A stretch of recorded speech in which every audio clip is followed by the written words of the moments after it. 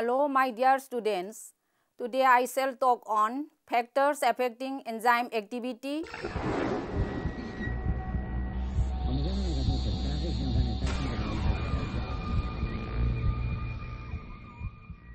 Enzymes are highly specific because each enzyme usually catalyzes one particular kind of reaction, whereas a non-biological catalyst, organic or inorganic, such as finely divided platinum, catalyzes a wide variety of reactions. All enzymes consist entirely or in part of specific proteins which account for their extraordinary degree of specificity that exhibit.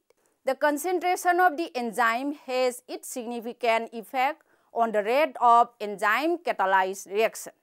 Every enzyme has got an optimum temperature also at which it shows its maximum activity. Different enzymes have got specific optimum pH values varying from 4 to 9. Substances or compounds that decrease the rate of an enzyme catalyzed reactions are known as inhibitors, and the phenomenon is described as enzyme inhibition. Now comes factors affecting enzyme activity 1. The contact between the enzyme and the substrate is the most essential prerequisite for enzyme activity. The important factors that influence the velocity of the enzyme reaction are discussed here under. Now comes effect of concentration of substrate. Increase in the substrate concentration gradually increases the velocity of enzyme reaction within the limited range of substrate levels. A rectangular hyperbola is obtained when velocity is plotted against the substrate concentration. Next, order of reaction. When the velocity of the reaction is almost proportional to the substrate concentration, that is, S is less than Km, the rate of the reaction is said to be first order with respect to substrate. When the substrate is much greater than Km, the rate of reaction is independent of substrate concentration, and the reaction is said to be zero order. Next come enzyme kinetics and Km value. The enzyme E and the substrate S combine with each other to form an unstable enzyme substrate complex ES for the formation of product P. Enzyme react with substrate under K1 and K2 to form enzyme substrate complex. Under K3 it forms enzyme plus product. Here K1, K2 and K3 represent the velocity constant for the respective reactions, as indicated by arrows. Km, the Michaelis-Menten constant or Briggs and Halden's constant, is given by the formula Km equal to K2 plus K3 divided by K1. The following equation is obtained after suitable algebraic manipulation. V equal to V max S divided by Km plus S, where V equal to measured velocity, V max equal to maximum velocity, S equal to substrate concentration, Km equal to Michaelis-Menten constant. Let us assume that the measured velocity V is equal to half V max. Then the equation 1 may be substituted as follows. Half V max equal to V max S divided by Km plus S. Km plus S equal to 2V max substrate S divided by V max. Km plus substrate equal to 2S. Km equal to S. K stands for the constant and M stands for Michaelis in Km. Km or the Michaelis-Menten constant is defined as the substrate concentration expressed in moles per liter to produce catalyzed reaction. It indicates that half of the enzyme molecules, that is 50%, are bound with the substrate molecules when the substrate concentration equals the Km value. Enzyme reactions with two or more substrates. The above discussion is based on the presumption of a single substrate enzyme reaction. In fact, a majority of the enzyme catalyzed reaction involve two or more substrates. Even in case of multi-substrate enzymes, despite the complex mathematical expression, the fundamental principles conform to Michaelis-Menten kinetics. Lineweaver-Burke double reciprocal plot. For the determination of Km value, the substrate saturation curve is not very accurate since Bmax is approached and asymptotically.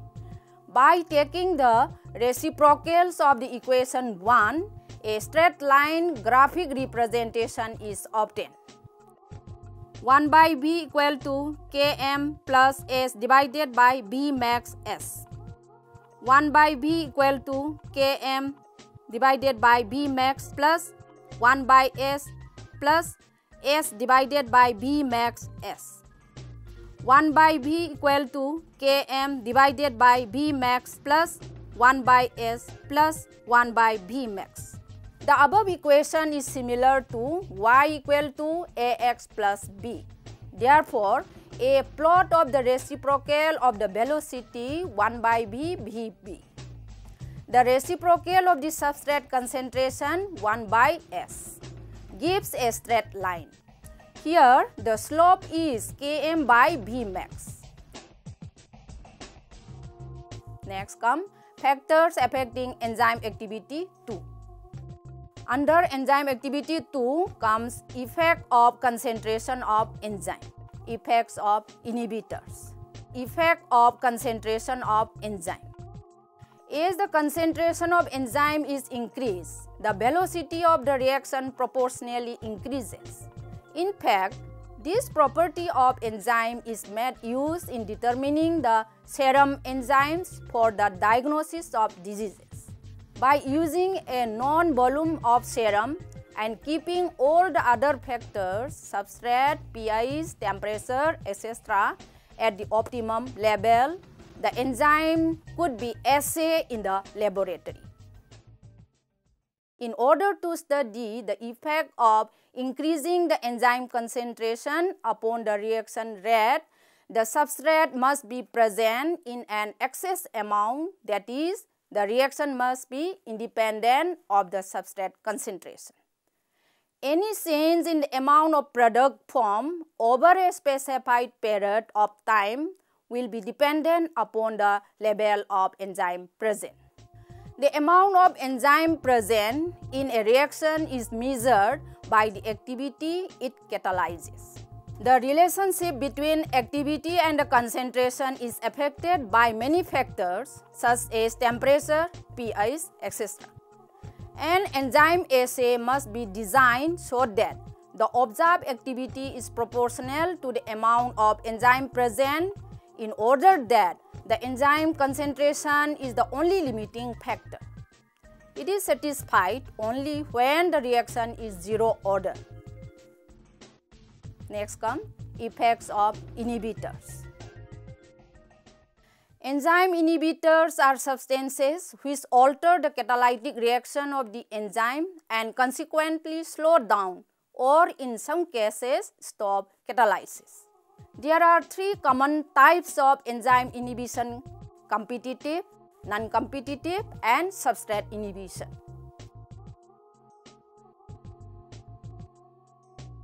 The accumulation of reaction products generally decreases the enzyme velocity. For certain enzymes, the products combine with the active site of the enzyme and form a loose complex and thus inhibit the enzyme activity. In the living system, this type of inhibition is generally prevented by a quick removal of product form. Most theories concerning inhibition mechanisms are based on the existence of enzyme-substrate complex ES. As mentioned earlier, the existence of temporary enzyme-substrate complex structure has been verified in the laboratory. Competitive inhibition occurs when the substrate and a substance resembling the substrate are both added to the enzyme. A theory called the log-key theory of enzyme catalysis can be used to explain why inhibition occurs. The log and key theory utilizes the concept of an active site. The concept holds that one particular portion of the enzyme surface has a strong affinity for the substrate.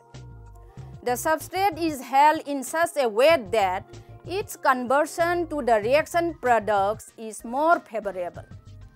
If we consider the enzyme as the log and the substrate the key is inserted in the log, is turned, and the door is open, and the reaction proceeds. Non-competitive inhibitors are considered to be substances which, when added to the enzyme, alter the enzyme in a way that it cannot accept the substrate. Substrate inhibition will sometimes occur when excessive amounts of substrates are present. Next come factors affecting enzyme activity 3. Effects of ions, effects of temperature, effects of pH, effect of time, effect of light and radiation. Effects of ions. In addition to hydrogen ion, which is the only cation whose concentration is important for all enzymes, certain other ions such as magnesium, calcium, manganese, zinc, sodium, and potassium are also required for the activity of many enzymes. Amylases need chloride ions. Enzyme turning over ATP nearly always require magnesium ions. Several peptidases are activated by manganese, zinc or cobalt ions. The divalent ion can replace occasionally one another. The mechanism by which ions exert their influence is known only in a few cases. Some of the enzymes require certain inorganic metallic cations like magnesium ion, manganese ion, zinc ion, calcium ion, cobalt ion, copper ion, sodium ion, and potassium ion respectively for their optimum activity. Rarely, anions are also needed for enzyme activity. Metals function as activators of enzyme velocity through various mechanisms combining with the substrate. Formation of enzyme substrate metal complex. Direct participation in the reaction and bringing a conformational change in the enzyme. Two categories of enzymes requiring metals for their activity are distinguished. Metal-activated enzymes. The metal is not tightly held by the enzyme and can be exchanged easily with other ions. For example, ATPase, magnesium ion, and calcium ion. Metalloenzymes. These enzymes hold the metals rather tightly, which are not readily exchanged.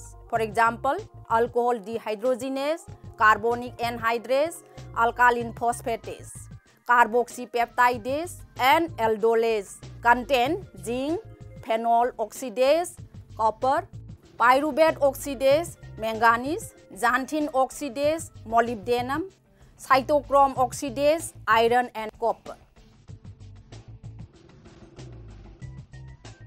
Next comes effects of temperature.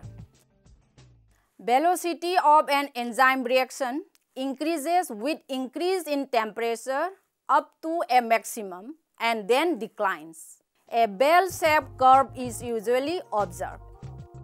Temperature coefficient or Q10 is defined as increase in enzyme velocity when the temperature is increased by 10 degrees centigrade. Increase in temperature results in higher activation energy of the molecules and more molecular enzyme and substrate collision and the interaction for the reaction to proceed faster. The optimum temperature for most of the enzymes is between 40 degrees centigrade to 45 degrees centigrade. However, a few enzymes, for example, venom phosphokinases, muscle adenylate kinase, are active even at 100 degrees centigrade. Some plant enzymes like urease have optimum activity around 60 degrees centigrade. This may be due to very stable structure and conformation of these enzymes. In general, when the enzymes are exposed to temperature above 50 degrees centigrade, denaturation leading to derangement in the native tertiary structure of the protein and active site are seen.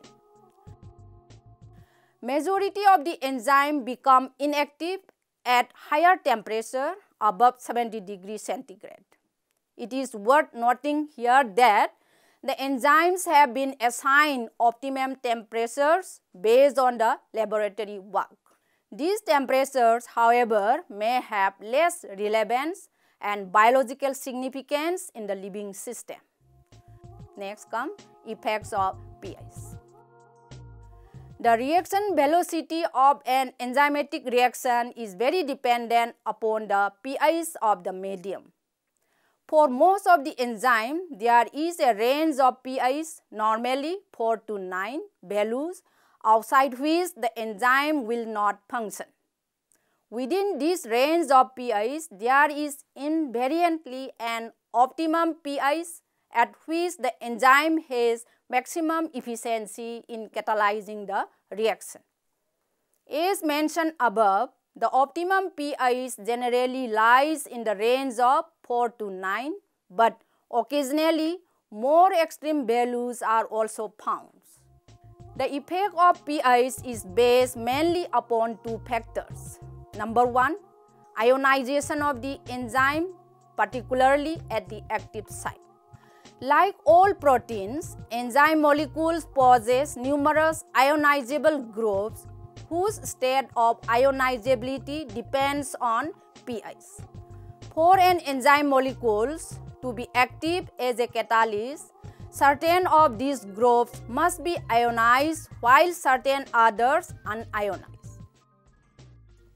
These states of affairs would obviously prevail only within a limited pH range, which would depend on the pK values of groups concerned. Next, ionization of the substrate or a co-reagent such as a coenzyme. In some cases, substrate like the enzyme is also capable of being ionized. Thus, in such cases, also it would be reasonably to assume that only one ionic form of the substrate molecule might be capable of undergoing the reaction. This specific ionic substrate would also exist over a limited pH range.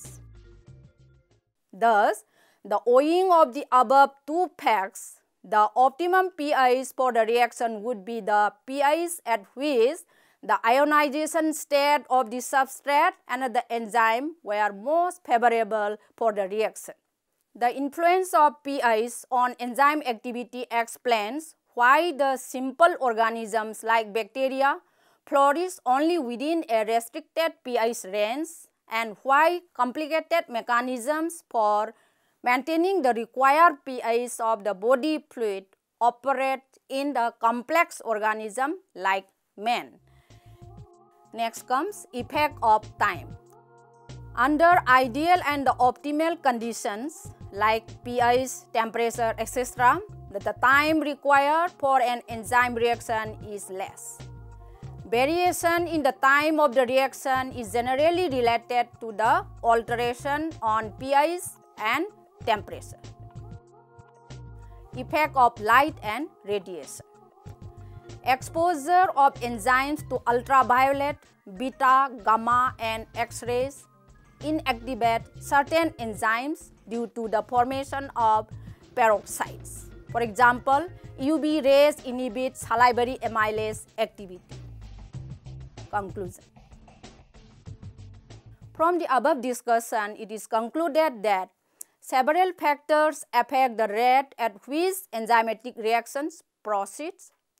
Temperature, pH, enzyme concentration, substrate concentration, and presence of inhibitors or activators.